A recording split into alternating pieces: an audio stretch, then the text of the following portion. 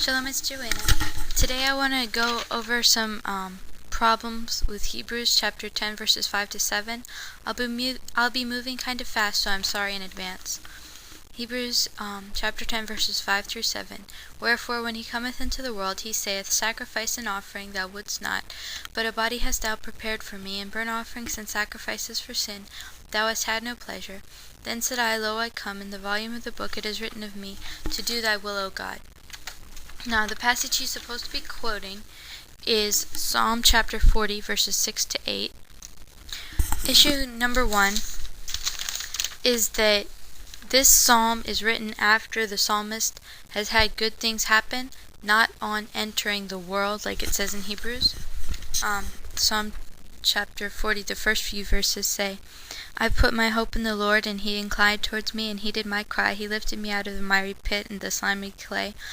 He set my feet on a rock, he steadied my legs, he put a new song in my mouth, a hymn to our God. May many see it and stand in awe and trust in the Lord. Happy is the man who makes the Lord his trust, who turns not to the arrogant or to the followers of falsehood. You, O Lord my God, have done many things. The wonders you have devised for us cannot be set out before you. I would rehearse the tale of them, but they are more than can be told. This doesn't sound to me like somebody who's just entered the world. Number 2, it says, He saith, Sacrifice and offering thou wouldst not. In the King James Version, in the Psalms, it says, Thou didst not desire instead of thou wouldst not. I'm going to let that one slide. It's similar enough to me. Number 3, But a body hast thou prepared for me. Now, even in the King James Version, in the Psalms, it says, My ears hast thou opened, instead of a body hast thou prepared for me. I'm not going to go into other translations, but this has nothing to do with a body being prepared, and it has absolutely nothing to do with the incarnation. Number 4, In burnt offerings and sacrifices for sin thou hast had no pleasure. In the Psalms it says, Burnt offerings and sin offerings you have not required. JPS, you did not ask for burnt offering and sin offering.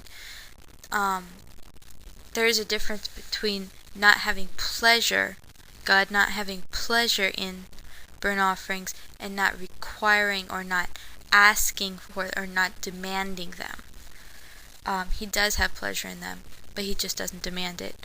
Okay, going on. Then said I, Lo, I come, in the volume of the book it is written of me, to do thy will, O God. In the Psalms it says, I delight to do thy will, O God. Why didn't the author of Hebrews put in I delight? Maybe because Jesus didn't delight to do God's will. He cried with bitter crying and tears to escape. Now, that's from the New Testament itself. And that doesn't sound to me like somebody who delights to do the will of God. Going on, it says, I delight to do thy will, O God. Thy law is within my heart. Why was that phrase left out? Thy law is within my heart. Maybe because the author of Hebrews felt that the law was a curse, and didn't think it was very appropriate for Jesus to be under this curse of the law. Interesting. So, why was the passage altered? 3 options. Either number 1, because it wasn't right the first time. Heaven forbid. I mean, all the words of God are true and right. Or the author of Hebrews was ignorant, didn't know what it actually said, which is kind of interesting if the Christians want to claim that this passage is divinely inspired. Because how can something be divinely inspired and contradict something else which was already divinely inspired? So, the third option is that it was purposely misquoted with the intention of misleading. I'm going to go with the third option.